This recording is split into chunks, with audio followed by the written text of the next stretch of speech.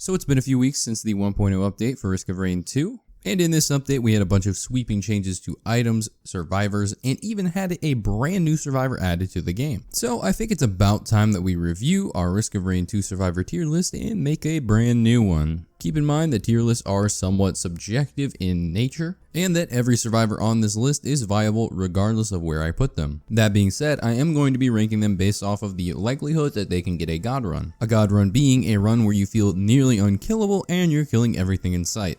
At first, I was going to rank the survivors based off of how well the character can end the game, aka defeat Mithrix, but in reality, you can just kind of skip Mithrix if you don't want to do them, so you really can't consider that the end all be all of the game. And finally, before we get into it, I just want to mention that items are usually more important than the survivor you're playing. So you can of course go check out my item and equipment tier list for all your item and equipment ranking needs. So without further ado, let's get into the video. Starting off with the first survivor, aka the worst survivor, got you with that rhyme, we have the Commando. Now I have somewhat of a storied past with the Commando. I do take daily dumps on him every chance I get, and this is because the Commando is one of the most vanilla unfun characters to play in Risk of Rain 2, as well as being one of the weakest survivors at the same time. His real problem comes from the fact that he has no single target damage, no AoE damage, no real utility, his only mobility skill is a slide, and the fact that basically everything he does, another survivor can do 10 times better. That's not to say that the Commando is completely terrible all around. I mean, his double tap, his primary M1 isn't that bad. If you get his secondary skill, Phase Blast, which is his alternate skill, that's also not bad. And I've also found out recently that the alternate special Frag Grenade can carry you through the early game with its AoE. But even with the alternate skills improving him pretty dramatically, he's still the worst survivor in the game. Next, we have the old Mercenary at number, what is this, 9? In the 1.0 update, Mercenary has been changed quite a bit. He's still the hack and slash samurai he always has been, however his health has been decreased dramatically and his health regeneration as well. The intention of the changes were to make the Mercenary a more high skill cap survivor, which in turn makes the survivor worse for people who are just not good at him. And this isn't me saying this is literally what they said in the developer notes. Quote, the hope is that the character will be stronger for advanced players but weaker for new players. I've always thought the Commando was pretty weak compared to the other survivors because unlike the other melee survivor, Loader, and Acrid doesn't count, you actively have to avoid certain enemies such as the Flame Elites and the Elder Lemurians, who will actually just eat you alive. If you don't understand Mercenary's proper rotation, you likely won't be able to fight many enemies without dying quickly, and even if you do know Mercenary's whole rotation and you are very good at Mercenary, he's still not the best survivor in the game to play. Minus points for being a melee survivor, so down here, number 9. For number 8, we have Acrid, the Poison Doggo. Now, since melee survivors in Risk of Rain 2 were updated in the 1.0 patch to scale better with attack speed, you'd think Acrid would move a little bit further up on the list, especially since he also got touched with this update. He gained a new buff, Regenerate, which regenerates 10% of his health over 0.5 seconds. This applies to his third hit from Vicious Wounds, which is his primary attack, and Ravenous Bite, which is his alternate M2. And while this does make Vicious Wounds better because there is really no alternative right now, basically, no one is going to be running a melee Acrid because 10% of your health over time is pretty poor. Even at stage 1, where the enemies are relatively weak compared to what they will be on stage 10, Acrid cannot regenerate 10% of his health without losing much more of it. Because of this, Acrid is still not a very good melee survivor. And because literally the only thing that changed with Acrid is that his melee has been upgraded a bit, Acrid is still down here. Next up, for number 7 on the survivor tier list, we have the Artificer. Now in this update, basically every single one of Artificer's secondary loadouts have been buffed. Now the Plasma Bolt got buffed, but it's only a slight buff and you're still going to always be taking the Flame Bolts over it so you can get that Deathmark proc.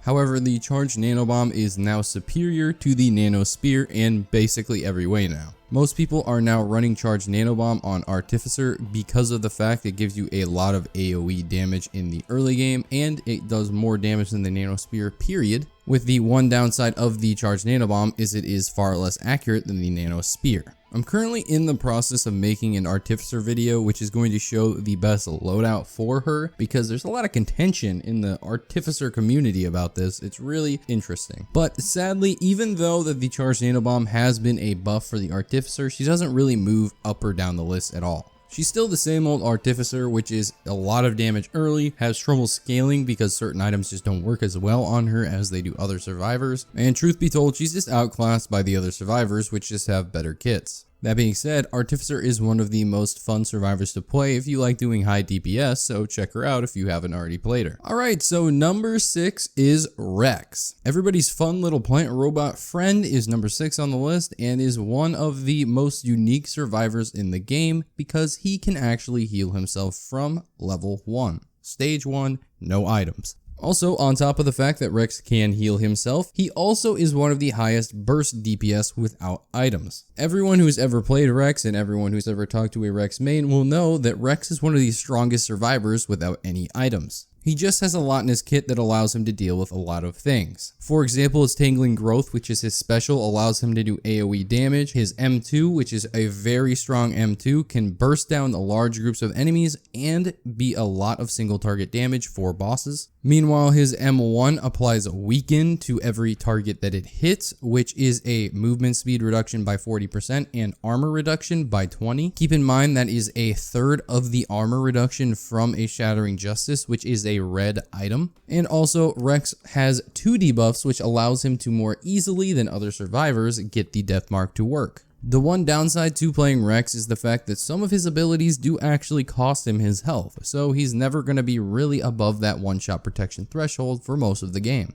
Also, Rex has a lot of mobility problems as his utility Disperse and Bramble Volley are both really bad at moving him around. I liken them to farts that propel himself forward because that's basically what they are. For newer players, it's going to be a lot harder to do well on Rex because you do have to control your health pool. But once you grasp the basics, Rex is a pretty fun survivor and a really good and consistent survivor as well. Okay, so now we're on to number 5, but I will say at this point in the list, these are really not numerical values anymore. Well, just about every survivor I've mentioned before this has been kind of worse than the others. These last 5 survivors are very difficult to just point out and say this one's better than that one. So I'm going to keep with the numerical values, but don't get mad if one of your survivors ranks lower or higher than other survivors, because at this point, they're really just about as strong as the other, they just have different quirks to them. Again, I'm kind of doing this to cover my ass so that all of you people out there don't get mad at me when I name this next survivor, but here we go. Number 5 is Loader. Loader is the Spider-Woman of Risk of Rain 2. The most mobility in the game, one of the highest health pools in the game, if not the highest health pool in the game, extra survivability, and insane damage. She can glide around the map and is one of the most used survivors when you do speed runs in Risk of Rain 2. I don't think I've seen another survivor be used other than the Loader, because that's just how much faster and how much more mobile she is than every other survivor on the list. Also, Loader's utility skill, Charge Gauntlet, does an insane amount of up to 2700% damage depending on how long you've charged it up. With the new changes to Renault's and Kijaro's bans, Loader has gotten even better because she can guaranteed proc those items and do a buttload of damage on top of them. She's also immune to fall damage, which is pretty nice, and her passive allows her to gain barrier when she smacks things with her fists, which is just about every ability she has.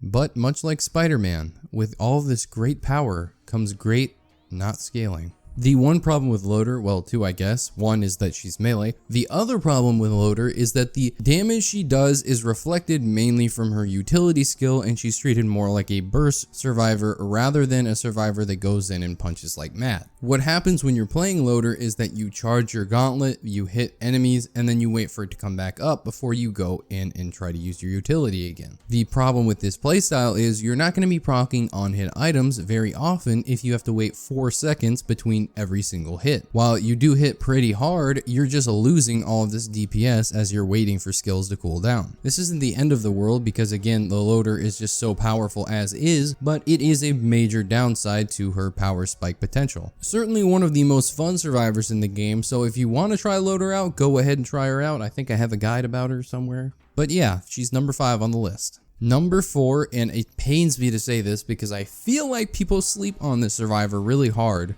is Multi. Multi is one of the first survivors you unlock. He's really easy to unlock. I think it's do the first teleporter event 5 times or something like that. And I believe that he is one of the most powerful survivors as well. To make you really understand why this is, let's just look at his stats real quick. First off, Multi has the highest HP in the game. He actually has more health than anyone else in the game, and it also scales the hardest with plus 60 pro level and the next highest being plus 48 from Loader and Accurate. Also, Multi is the only range survivor with any armor. He has 12 compared to the 20 of all melee survivors and the 0 of other range survivors. The 12 armor that Multi has roughly equates to about 10% damage reduction at all times, so you can add that as another thing that Multi has over every other range survivor in the game. And of course, Multi has the highest attack speed out of every survivor in the game once he has his auto nail gun. If he brings his rebar puncher, which is his sniper shot essentially, that does 600% damage, you have a way to proc Renalds and Kajaros every time. He has a stun on his secondary ability, which means he can actually stun Clay Templars, Beetles, and everything else.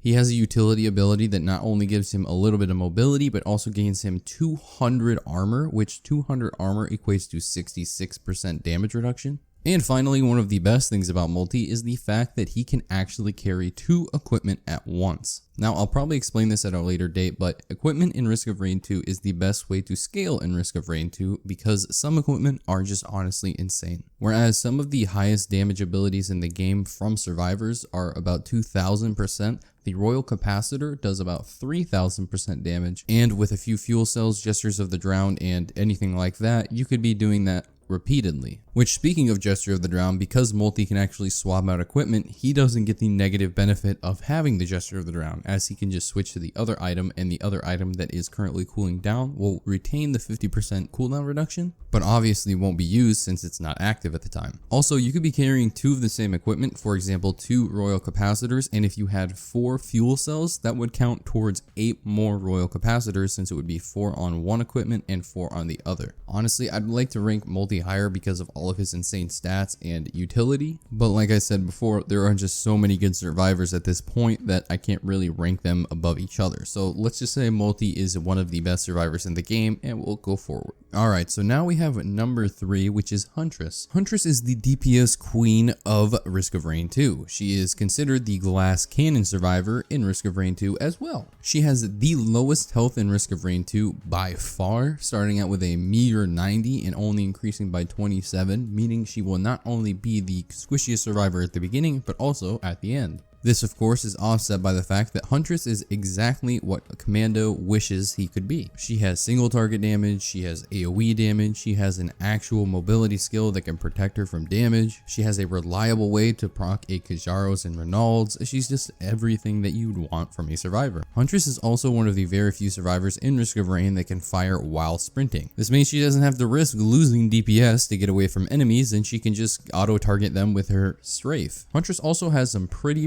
broken synergy with the Little Disciple, which is a really good item now. Honestly, if you just like playing a very high DPS survivor who probably has the highest DPS potential in the game, then you should be playing some Huntress. Alright, now we're down to the final 2, and I'm going to give these both a tie for number 1, and you could probably tell who it is based off of, the process of elimination. The reason I'm giving these both at number 1 is because they are both so efficient at getting items and using items. Of course, I'm talking about the Captain and the Engineer, the Captain being able to hack items for free, and the Engineer being able to essentially duplicate his items times 3. The Captain gets these items extremely quickly and efficiently, meanwhile the Engineer uses them the most efficiently of all the survivors. Let's start talking about the Captain first. So the Captain is the newest survivor in Risk of Rain 2 and came out with the 1.0 patch, and he's been absolutely astounding. He not only has the best M1 in Risk of Rain 2, but he also has the best passive in the game. His passive defensive microbots allows him to block a whole bunch of projectiles, which range from Mithrix attacks to Greater Wisp fireballs, which of course makes it a lot easier to play the game knowing that half the things that are flying towards you are going to be blocked by your passive. The fact that it scales with attack speed is just a bonus. And then we have the Vulcan Shotgun, which is the best M1 in the game, which has 8 pellets that do 0.75 proc coefficient, with each pellet doing 120% damage. And for you Commando mains out there, that means that your 2 times 90% damage is garbage. Then we have Orbital Probe, which allows you to proc Renalds and Kajaros, which if you're going to be a top tier survivor, you're going to need an ability like that. And finally, the Captain's special abilities, which is basically his best ability,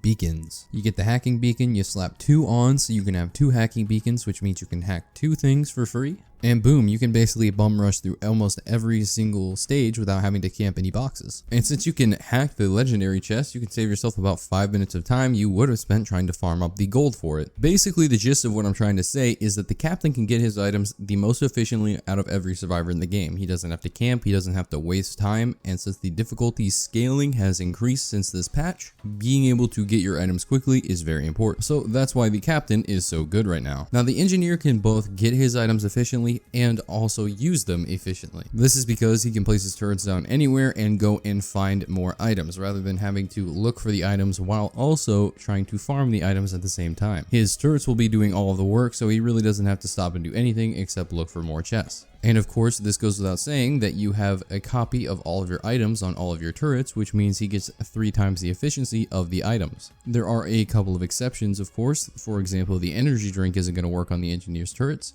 but more or less most of the good items are all going to work on his turrets, and they're going to get 3 times the efficiency because there's the engineer plus 2 turrets. But it's not just about his turrets, he also has a couple of other things going for him. For example, his spider mines or his pressure mines can always proc Renalds and Kajaros, which is again something every survivor needs to have. He also has a bubble shield which will protect you from outside damage as long as you're standing inside the shield. Pretty good utility. He lacks mobility, but the shield kind of makes up for it in some cases. And although a lot of people like to talk trash on the engineer's M1 ability, it is actually the strongest ranged ability in the game and actually has a proc coefficient of 1.0 on every single grenade, of which it shoots 8. So write that down, haters. But to be honest, even though the engineer is the strongest survivor in the game, probably the strongest solo survivor in the game, he is kind of boring to play if you don't like the sit down turrets and watch them do everything for you playstyle. And that's it. That's it for the video. This is what I believe the survivor tier list to be right now. I'll throw it up on the screen so you can see it again. If you disagree, feel free to leave a comment. If you enjoyed the video, subscribe and like, and see you some other time.